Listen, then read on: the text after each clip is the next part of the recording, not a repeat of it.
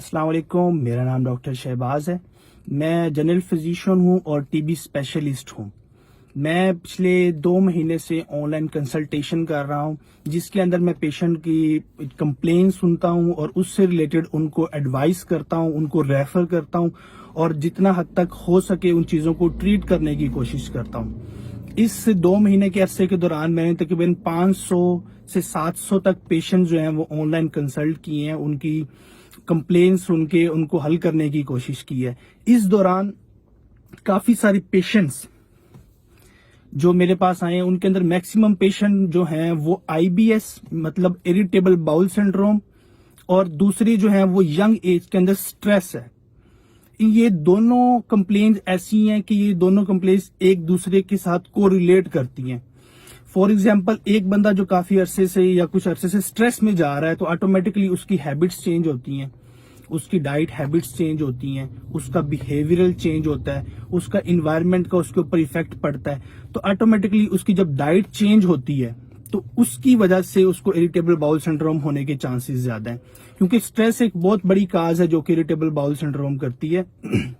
میں سارے پیشنٹس کو جو اس کمپلینس کے ساتھ آتے ہیں ان کو یہی ایڈوائز کرتا ہوں کہ آپ اپنی ہیبٹس چینج کرنے کی کوشش کریں، ڈیلی روٹین میں تھوڑی سی ایکسرسائز کریں، اپنے آپ کو مینٹلی طور پہ تھوڑا سا ریلیکس رکھیں، انوائرمنٹل تھوڑی سی چینجز کریں۔ آٹومیٹکلی یہ دونوں چیزیں کافی اس حد تک کور ہو جاتی ہیں کہ جب آپ اپنے بیہیویئر چینج پہ تھوڑا سا کنٹرول رکھتے ہیں اور انوائرمنٹ چینج کرتے ہیں۔ یوزلی جب کوئی سٹریس میں ہوتا ہے تو اس کی وجہ سے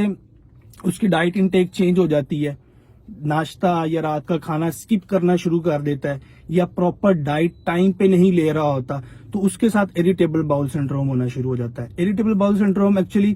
اس کے اندر پیشنٹ کمپلین کرتا ہے پیٹ درد کی، اور وہ کمپلین پیٹ درد کی کافی عرصے سے چل رہی ہوتی ہے، 5 to 6 منتھ سے اس کو یہ کمپلین آ رہی ہوتی ہے، لیکن اس کے پیچھے کوئی اس کو ریزن نہیں مل رہی ہوتی۔ جب ٹیسٹ کروائے جاتے ہیں تو وہ ٹیسٹ تقریباً سارے کے سارے نیگیٹو آتے ہیں، تو اس کے اندر کوئی کاز نہیں مل رہی ہوتی۔ تو اریٹیبل باؤل سنڈروم کے اندر آئی بی ایس کے اندر، جس کو آئی بی ایس بھی کہا جاتا ہے، اس کے کافی سارے رسک فیکٹرز ہوتے ہیں جو کہ مل کے اس کو کاز کر رہے ہوتے ہیں، جس میں سب سے اوپر جو ہے وہ ایک سٹریس ہے۔ آٹومیٹکلی جب ایک سٹریس پروڈیوس ہوتا ہے اس کے ساتھ ساتھ اور بھی کافی سارے رسک فیکٹر ہیں۔ کچھ لوگوں کو کسی بھی خوراک سے الرجک ہونا شروع ہو جاتی ہے، اس کی وجہ سے ان کا سٹمک تھوڑا سا اریٹیٹ رہتا ہے۔ تو سب لوگوں کو میری یہ ایڈوائس ہے کہ جو اس علامات سے گزر رہے ہیں تو سب سے پہلے وہ اپنی روٹین چینج کرنے کی کوشش کریں، جس کے اندر وہ تھوڑی سی ایکسرسائز ایڈ کر سکتے ہیں ڈیلی روٹین کے اندر، اپنی فوڈ کے اندر فروٹس کا استعمال، جوسیز کا استعمال یا ہیلدی فوڈ کا استعمال کر سکتے ہیں۔ تو اس سے کافی حد تک ان قسم کی علامات سے، اس قسم کی بیماریوں سے قابو پایا جا سکتا ہے۔ شکریہ۔